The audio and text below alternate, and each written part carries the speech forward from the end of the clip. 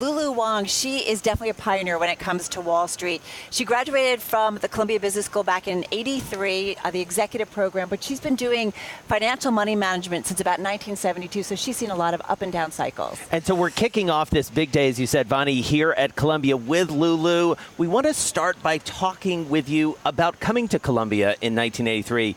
Columbia was different. New York City was different. What drew you here?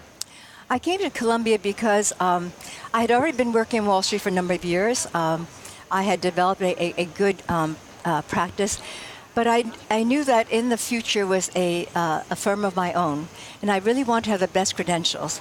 I had gone to Wellesley College undergraduate, strong credential, but I thought I needed to have the credentials of a great university like Columbia. So I came really for that reason, but found that it was far more than that. Well, talk about that specifically, because you were working and doing the executive program, right, which was like Fridays for a long time. Tell us about what you got from being here. I found by coming to Columbia that everything I've been doing and observing as an investor on Wall Street, it all began to come together in the context of theory and practice. And I believe that when you take practice from experience and then putting it into some sort of a structure and theory, it really works then. It all makes sense. And one of the things that you quickly identified was the ability, both as an investor and a leader, a business leader, to make stronger connections between the U.S. and China. Yes. That clearly has been a big part of what you've been doing. That has never been more relevant than it is today. Tell us what you see right now, especially headlines every day about Hong Kong. Maybe we start there. What do you make of that situation? I think it's a very fraught situation, and I hear from friends and colleagues on both sides. And they're both equally grieved. And I think the way it works out is that I don't think Beijing realized it was going to go this far. I think they certainly do not want to have a Tiananmen Square. It's a very different world we live in, social media. They cannot have that.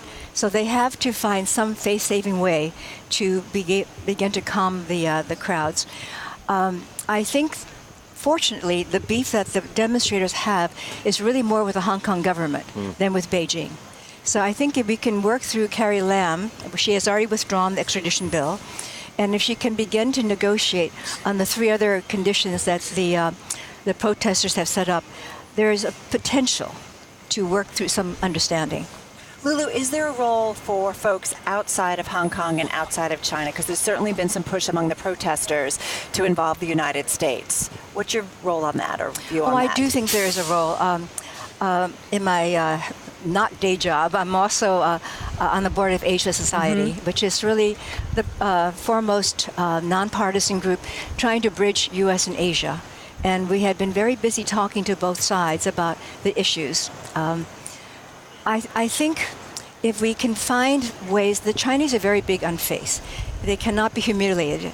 And if there's a way in which they can continue to stay with the one country, two systems, begin to exert some control over Hong Kong, but not with the heavy-handedness we've seen, I think there will be a solution.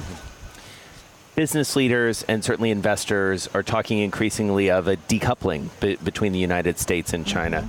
Given you've spent decades coupling the U.S. and China in many ways, how much do you worry that may become a reality? I think there are many people who are concerned that this is going to be one win, one lose. I still am a believer that it can be a win-win situation. I think right now we have two leaders who are both under short-term pressure to try to resolve some of the problems before their economies crumble. I think the advantage that Xi has is that he also is playing the long game. And I think he believes that the long-term future of China is very conditioned on China retaining economic, political, not necessarily military, but geopolitical power. The question is, does the economy crumble before he can achieve this? But he has many levers that are not present in America. Which he's been pulling, especially this week we've seen. He has been pulling levers. He's moving more liquidity into the system. He's getting some of his companies, both multinational and Chinese, to begin to try to do more investing in the economy. He's trying to bring more capitals investment back into China. Lulu, I'm curious though, what you are hearing is that are the expectations from U.S. folks that you're talking to, folks in China, that there will be some kind of trade deal that's done? Or is the fear that I think we keep hearing is that we're going to see China kind of go off with their plans and have its allies, and the U.S. will go off on its plans, and when it comes to trade and developing technology, what do you expect? I think it'd be very difficult for there to be two fortresses. The world is too connected. The supply chain, the markets, we are interdependent. So I don't think we can truly exist separately. I do think that some of the reforms that the U.S. is pressuring China to make are not actually bad for China.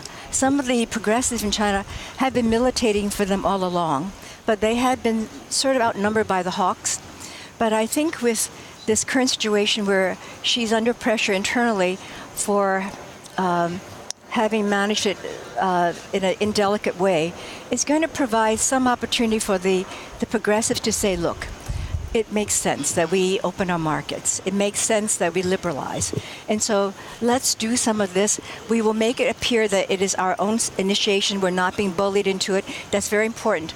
The West has to not play the bully hand. I think that will be very difficult for Xi to overcome. But if there can be sensitive diplomatic accommodations on both sides, I think it could come out better for both countries. One of the biggest concerns for investors, sort of broadening to the entire world, Lulu, is this notion of negative yields, a world where pensions and other huge institutional investors are just not making the money they need. Do you see a short-term change in that? You're so involved in so many of these big institutions as customers and as an advisor. Right. Well, I think there's a lot of liquidity around. There is money to be invested. And in a way, that's why many bears on the U.S. market are puzzled and frustrated that they've been short and the market continues to just want to work its way up. So that money wants to find a place. And in this very troubled world, the U.S. and the U.S. dollar seems to be a relative safe haven. So I think if we can find some stabilization of the economic situation, that money can go back to work. The U.S. certainly needs to have a capital cycle. We have not been investing in our capital and equipment. So I think if we can just get some predictability, stability, I think both China and the U.S. and other countries can put money to work for the economies. Just have about 30 seconds left here. We'd be remiss not to ask you just generally, too, a little bit about your market outlook. People are talking a lot about recession. They want lower rates. In just about 30 seconds, how do you see the economic outlook and the market outlook? I don't think we're headed into a deep recession. I think we are clearly in a slowdown. And when that happens, you get a lot of panic. And certainly the geopolitical situation is very troublesome. But I think the incredible volatility gives investors great opportunities. When I see a down 800-point day, I am just licking my chops. I'm looking at my list of stocks so I you're enjoy. Buying. Oh, into the corrections. Yeah. And then you get another 800-point swing the next day. If I have some stocks I'm not so comfortable with, it's a good chance to clean house.